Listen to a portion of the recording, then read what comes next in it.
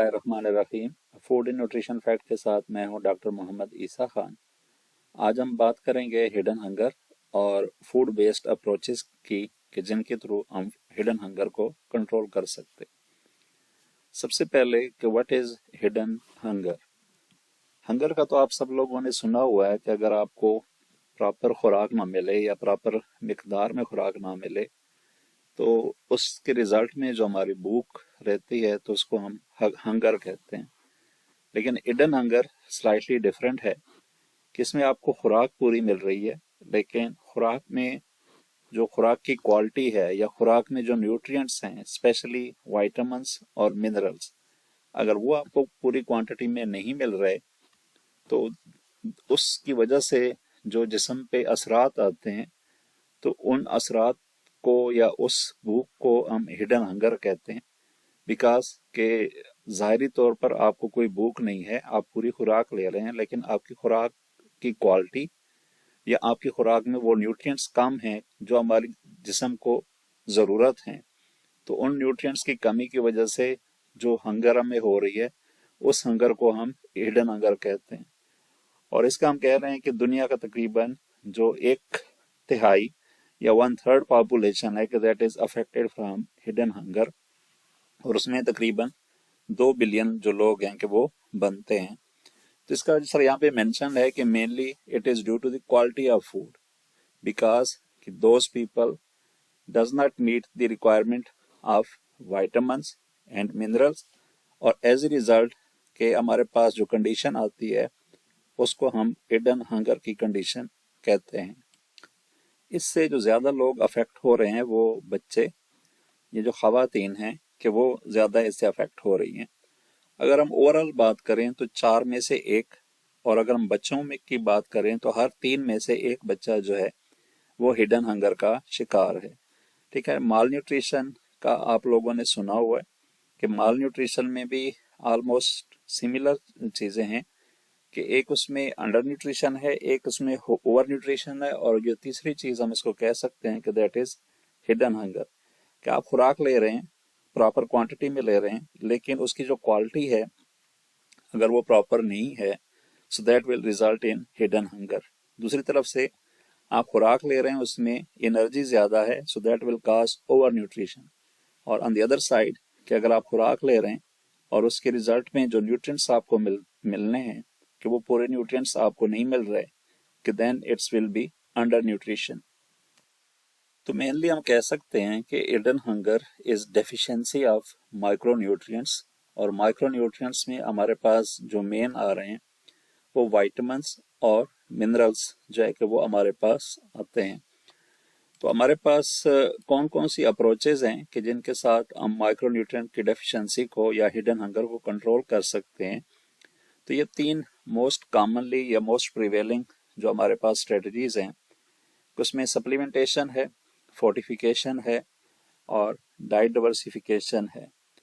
जो पहली वाली है सप्लीमेंटेशन, कि दैट इज आप कह सकते हैं कि इट इज मेडिसिनल, कि आपको जो सप्लीमेंट्स मिलते हैं या इन द मेडिकल ट्रीटमेंट के थ्रू कि आपको कोई एम्प्यूल्स मिलते हैं, आपको कोई सिरप मिलते हैं या आपको कोई टेबलेट्स मिलते हैं कि जो आपकी किसी भी स्पेसिफिक न्यूट्रिएंट की जो रिक्वायरमेंट्स है कि वो पूरी करते हैं।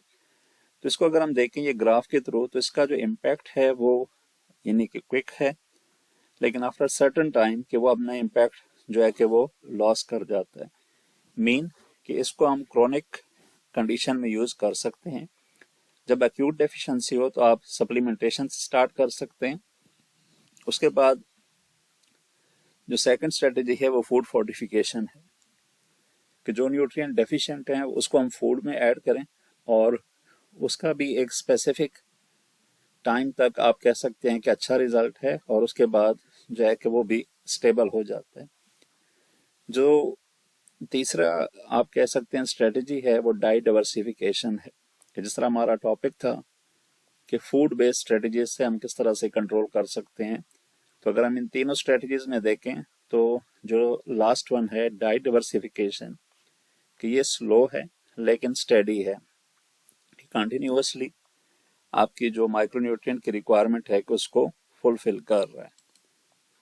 तो ये अगर हम तीनों का कंपैरिजन करें कि उसमें डाइट डाइवर्सिफिकेशन जो है कि स्लो एंड स्टेडी है, ठीक है, कि वो कंटिन्यूअसली कि there is improvement in the micronutrient deficiency, या जितनी आपको रिक्वायर होंगे न्यूट्रिएंट्स स्पेशली वाइटामिन्स और मिनरल्स कि वो फुलफिल होते रहेंगे। ये कुछ एग्जांपल्स हैं कि आप अगर यहाँ पे देखें, ये राइस बेस्ड एक डाइट है, तो अगर हम उस डाइट में देखें तो सारे न्यूट्रिएंट्स जो हैं कि जो डॉटेड लाइन है वो ये रिक्वायर्ड क्वांटिटी है कि अगर इतनी क्वांटिटी तक कोई भी न्यूट्रिएंट्स हमें नहीं मिल रहे। लेकिन जब हम इसी डाइट को डाइवर्सिफाई करते हैं कि फॉर एग्जांपल ऊपर केस में हमारे पास सिर्फ राइस थे, अब हमने राइस के साथ जो है कि कैरेट्स ऐड कर दिए हैं 50 ग्राम, तो 50 ग्राम कैरेट्स ऐड करने से हमारी विटामिन ए की रिक्वायरमेंट जो है कि वो पूरी हो जाती है। और इसी तरह जब कैरेट्स के साथ एक ऑरेंज ऐड करते हैं तो विटामिन सी की रिक्वायरमेंट पूरी हो जाती है। इसी तरह लेंटिल 50 ग्राम ऐड करते हैं तो आपके जो फोटलेट है उसकी रिक्वायरमेंट पूरी हो जाती है। और अगर 50 ग्राम जो है कि बीफ है या ऑर्गन मीट ऐड करते हैं तो जिंक की रिक्वायरमेंट पूरी हो जाती है, और जो आयरन है वो भी ऑलमोस्ट 50% आरडीए पे पहुंच जाता है। तो अगर हम ये लास्ट वाली ऑप्शन देखें कि इसमें वाइट राइस है, कैरेट है, ऑरेंज है, बीफ है, स्पिनच है, लेंटिल है, मीन कि आपने अपने उसको डाइवर्सिफाई कर दिया जो फूड थी, तो आपकी जितनी भी मिनरल्स की रिक्वायरमेंट्स थी या विटामिन की रिक्वायरमेंट थी कि वो फुलफिल हो रही है। अगर हम इसको पहले वाले से कंपेयर करें तो उसमें से कोई भी चीज़ हमें प्रॉपर नहीं मिल रही थी। हमारी जो पाकिस्तानी फूड सिस्टम है उसका मसला यही है कि हम कोई एक किस्म की खुराक जिसको हम कंज्यूम करते हैं तो हम कंटिन्यूअसली उसी को जो है कि कंटिन्यू रखते हैं कि मोनोट्रॉफिक आप इसको कह सकते हैं कि जो लोग चावल खा रहे हैं वो चावल खा रहे हैं, जो गंदम की रोटियां खा रहे हैं वो दिन में 3 दफ़ा गंदम की रोटियां खा रहे हैं। तो अगर उन के साथ आप ये जो डाइवर्स चीज़ें हैं कि फॉर एग्जांपल यहाँ पे हम कह रहे हैं कि आप गाजर ऐड कर रहे हैं, ऑरेंज ऐड कर रहे हैं, बीफ ऐड कर रहे हैं, स्पिनच ऐड कर रहे हैं, लेंटिल ऐड कर रहे हैं, तो ये जो आपकी डेली की रिक्वायर्ड असेंशियल वाइटामिन्स और मिनरल्स हैं कि उनकी जो रिक्वायरमेंट है कि वो फुलफिल हो जाती है। तो ये हमारे पास राइस की एग्जांपल थी। इसी तरह कुछ एरियाज में दुनिया में कि मकई की रोटी खाई जाती है, तो उस हिसाब से मकई के साथ हम इसको किस तरह फुलफिल कर सकते हैं।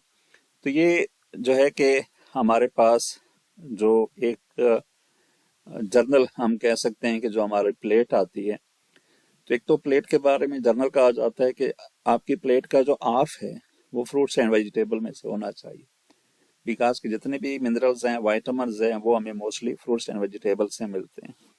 तो ये हमारी कंक्लूजन है कि आप अपनी जो डाइट है कि उसको डाइवर्सिफाई करें। जितनी आपकी डाइट डाइवर्सिफाई होगी उस तरह हमें जो न्यूट्रिएंट्स हैं कि वो अच्छी क्वांटिटी में मिलते रहेंगे। तो अगर हम इस तरह जो फूड को डाइवर्सिफाई करेंगे तो हमारे जो एसेंशियल माइक्रो न्यूट्रिएंट्स हैं वो हमें मिलेंगे, और जो हिडन हंगर का रीजंस है कि उसको हम ओवरकम कर सकते हैं।